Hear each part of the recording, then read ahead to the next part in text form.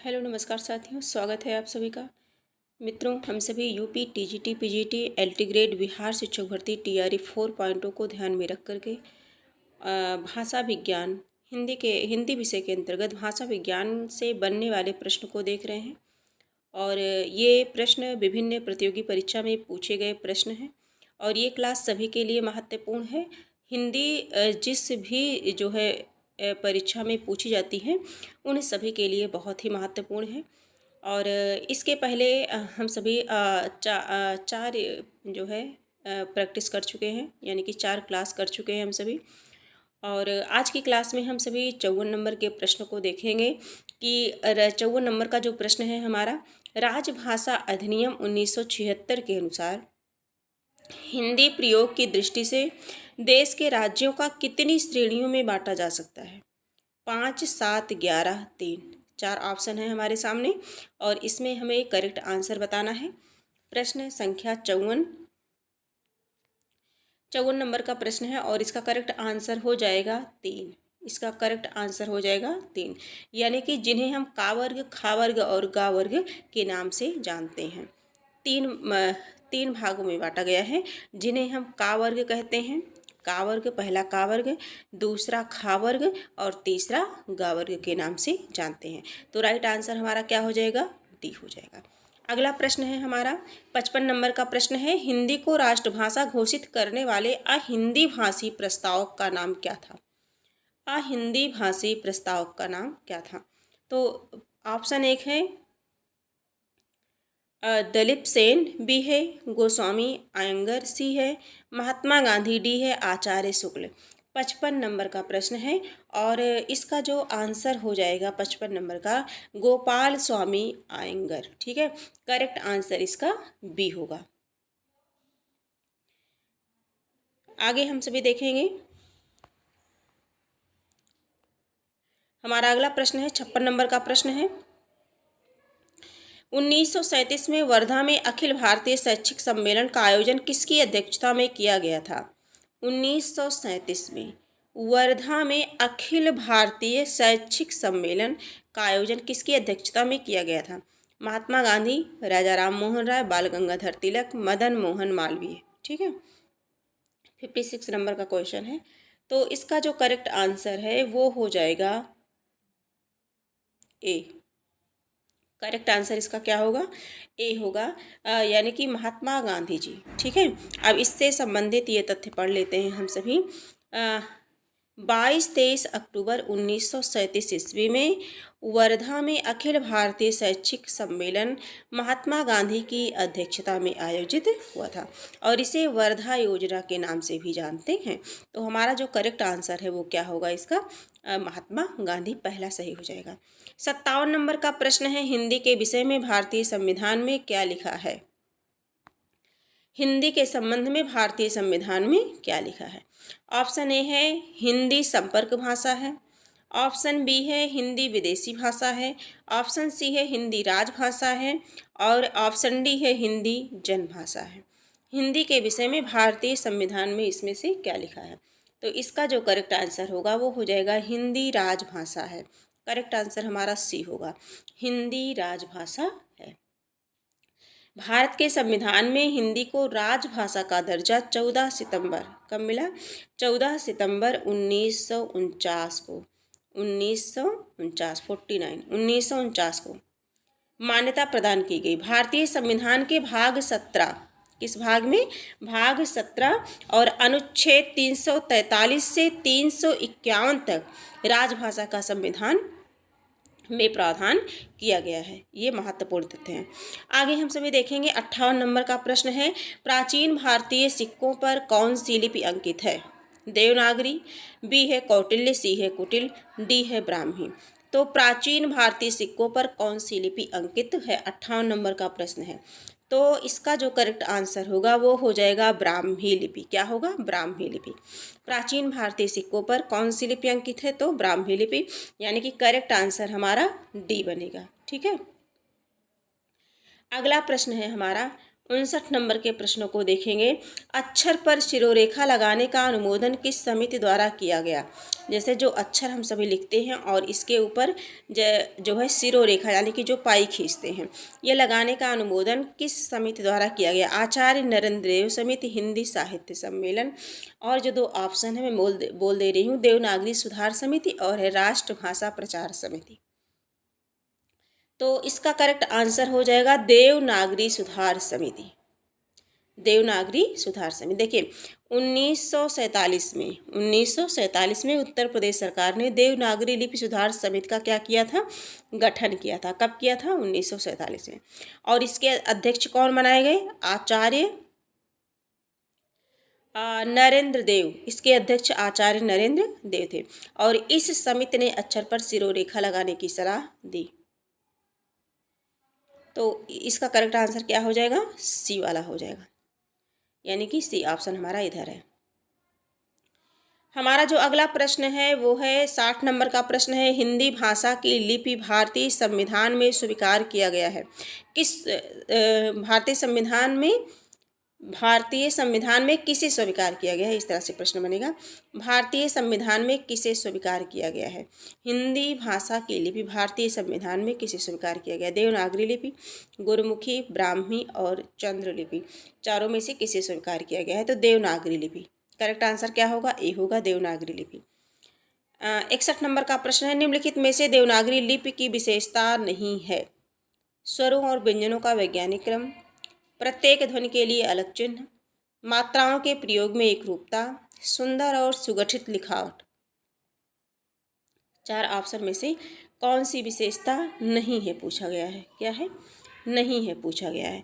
तो इसका जो करेक्ट आंसर होगा 61 नंबर का जो प्रश्न है, इसका करेक्ट आंसर हो जाएगा मात्राओं के प्रयोग में एकरूपता। यही हमारा गलत है और बाकी क्या है, सभी सही हैं और गलत ही आंसर होगा। आगे देखेंगे हम सभी, थोड़ा सा देख लेते हैं। देवनागरी लिपि में केवल आ को छोड़कर सभी स्वरों की ह्रस्व दीर्घ मात्राएं उपलब्ध हैं। व्यंजनों के साथ जोड़कर इन मात्राओं का प्रयोग किया जाता है। ठीक है, आगे हम सभी देखेंगे। उत्तरी पूर्वी राजस्थानी की प्रमुख बोली है। ऑप्शन ए है मेवाती, बी है माड़वाली, सी है हाड़ौती, डी है ढुढाई। तो इसमें कौन सा करेक्ट आंसर है। 62 नंबर का प्रश्न है, 62 नंबर का प्रश्न है और इसका करेक्ट आंसर हो जाएगा मेवाती। क्या होगा, मेवाती। ठीक है, उत्तर पूर्वी राजस्थानी की प्रमुख बोली क्या है, मेवाती है। आगे हम सभी देखेंगे। हमारा जो अगला प्रश्न है 63 नंबर का प्रश्न है। ढुढाई बोली को किस नाम से नहीं जाना जाता है, नहीं जाना जाता है। जयपुरी बोली और झाड़साही बोली, अहीरवाटी बोली और काई कुई की बोली है। ठीक है, तो ढुढाई बोली को इस नाम से नहीं जाना जाता है। कौन सा ऐसा नाम है जो नहीं जाना जाता है, तो अहीरवाटी के नाम से नहीं जाना जाता है। ठीक है, अहीरवाटी बोली मेवाती की एक मिश्रित उपबोली है और इस प्रकार से हमारा जो करेक्ट आंसर हो जाएगा वो हो जाएगा सी। क्या बनेगा, सी बनेगा। 64 नंबर का जो प्रश्न है हमारा, प्रश्न संख्या 64। राजस्थानी वर्ग की मालवीय बोली का क्षेत्र नहीं है। रतलाम, देवास, उज्जैन, रायपुर। राजस्थानी वर्ग की मालवीय बोली का क्षेत्र नहीं है। 64 नंबर का प्रश्न है, तो रायपुर नहीं है। क्या नहीं है, रायपुर। रायपुर करेक्ट आंसर हमारा डी हो जाएगा। रतलाम, उज्जैन मालवी बोली का क्षेत्र है। देवास, ये सभी जो है क्या है, मालवी बोली का क्षेत्र है। रायपुर नहीं है। 65 नंबर का जो प्रश्न है, बागड़ी बोली को निम्नलिखित में से सर्वाधिक प्रभावित करने वाली भाषा बोली है। पंजाबी, बघेली, ब्रज, गुजराती। चारों ऑप्शन में से बताना है हमें। तो इसका जो करेक्ट आंसर हो जाएगा वो हो जाएगा गुजराती। क्या हो जाएगा, गुजराती। अगला हम देखते हैं 66 नंबर के प्रश्न को। हिंदी का मानक रूप किस बोली के सर्वाधिक निकट है। खड़ी बोली, बांगरू, कन्नौजी, अवधी। हिंदी का मानक रूप किस बोली के सर्वाधिक निकट है। चारों ऑप्शन में से बताना है किस बोली के सर्वाधिक निकट है। तो खड़ी बोली के। किस बोली के, खड़ी बोली के। ठीक है, खड़ी बोली का विकास जो है किससे हुआ है, तो सौरसेनी अपभ्रंश से हुआ है। सौरसेनी अपभ्रंश से हुआ है। सौरसेनी अपभ्रंश के पश्चिमी हिंदी के अंतर्गत ये आता है। और खड़ी बोली का दूसरा नाम क्या है? कौरवी है ना। किसने कहा है? राहुल शंकरत्यायन ने कहा है। आगे हम सभी देखते हैं, अगला प्रश्न देखते हैं। 66 नंबर के प्रश्न को देखते हैं। वैज्ञानिक तथा तकनीकी शब्दावली आयोग भारत सरकार द्वारा देवनागरी वर्णमाला सारणी के मानकीकृत स्वीकृत रूप में सम्मिलित नहीं किया जाने वाला लिपि चिन्ह है। कौन है जो सम्मिलित नहीं किया गया? खा, ला, ली और अड़ा, है ना। अड़ा बोलेंगे ना। तो ये है 67 नंबर का प्रश्न है। तो ये हिलरी, ठीक है, ये है, ये जो है सम्मिलित नहीं किया जाने वाला चिन्ह है। करेक्ट आंसर हमारा सी हो जाएगा। आगे हम सभी देखेंगे, ये सारी बातें हैं।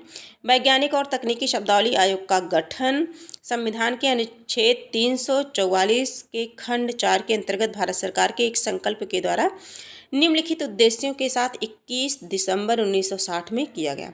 हिंदी और सभी भारतीय भाषाओं में वैज्ञानिक और तकनीकी शब्दों का विकास करना, परिभाषित करना, शब्दावलियों को प्रकाशित करना, पारिभाषिक शब्दकोश एवं विश्वकोश तैयार करना आदि आयोग के मुख्य उद्देश्य थे। कब हुआ ये? 21 दिसंबर 1960 में। किसमें है ये? संविधान के अनुच्छेद 344 खंड 4 के अंतर्गत ये बात कही गई है। आगे हम सभी देखेंगे 68 नंबर का प्रश्न है। वैज्ञानिक तथा तकनीकी शब्दावली आयोग द्वारा मानक हिंदी वर्तनी मानकीकरण के अनुसार हाइफन का प्रयोग नहीं किया जाना चाहिए। कठिन संधियों से बचने के लिए सामान्यतः तत्पुरुष समासों में सा जैसा आदि से पूर्व, द्वंद्व समास में पदों के मध्य। चारों ऑप्शन हैं और इसमें हमें करेक्ट आंसर बताना है। हमारा करेक्ट आंसर क्या होगा? तो सामान्यतः तत्पुरुष समास में कहाँ प्रयोग नहीं किया जाना चाहिए? सामान्यतः तत्पुरुष समास में। करेक्ट आंसर हमारा क्या बनेगा? बी बनेगा। अगला है प्रश्न संख्या 69।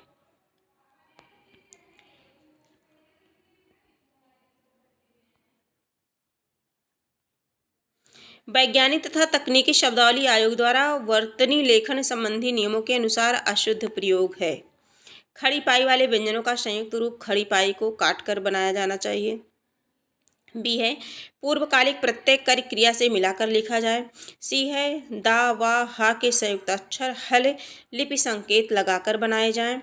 और डी है तक अव्यय सदैव पूर्ववर्ती शब्द के साथ लिखा जाए। तो अब इसमें जो करेक्ट आंसर है हमारा, उसे हमें बताना है। तो करेक्ट आंसर है डी, तक अव्यय सदैव पूर्ववर्ती शब्दों के साथ लिखा जाए। यही क्या है? हमारा अशुद्ध है। आगे हमारा है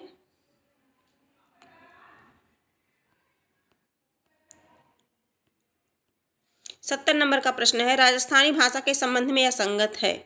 राजस्थानी भाषा के संबंध में असंगत है। ऑप्शन ए है खा ध्वनि के लिए प्राचीन राजस्थानी साहित्य में प्रायः सा लिपि चिन्ह का प्रयोग हुआ है। डॉक्टर भोलानाथ तिवारी राजस्थानी का संबंध सौरसेनी के एक रूप नागर अपभ्रंश से मानते हैं। राजस्थानी को मरुभाषा, मरुबानी आदि कहा गया है। राजस्थानी भाषा भाषी क्षेत्र वर्तमान राजस्थान की भौगोलिक सीमा तक ही सीमित है। इसमें चारों ऑप्शन में से असंगत ऑप्शन को बताना है। तो 70 नंबर का प्रश्न है और इसका करेक्ट आंसर हो जाएगा डी। इसका करेक्ट आंसर क्या हो जाएगा? डी। राजस्थानी भाषा भाषी क्षेत्र वर्तमान राजस्थान की भौगोलिक सीमा तक ही सीमित है। ये हमारा क्या है? असंगत है। तो आज की क्लास में इतने ही प्रश्नों को करेंगे और उसके बाद जो है 71 नंबर से हम अगले प्रश्न पर अगली क्लास में देखेंगे 71 नंबर के प्रश्नों से। तो आज की क्लास इतनी ही। हम फिर मिलेंगे कुछ महत्वपूर्ण प्रश्नों को लेकर के। इसी तरह से हम सभी भाषा विज्ञान, फिर व्याकरण के एक एक टॉपिक से जो भी प्रश्न आए हुए हैं अब तक परीक्षा में, उन सभी को सॉल्व करते रहेंगे। आज की क्लास यहीं फिर मिलेंगे। तब तक के लिए धन्यवाद।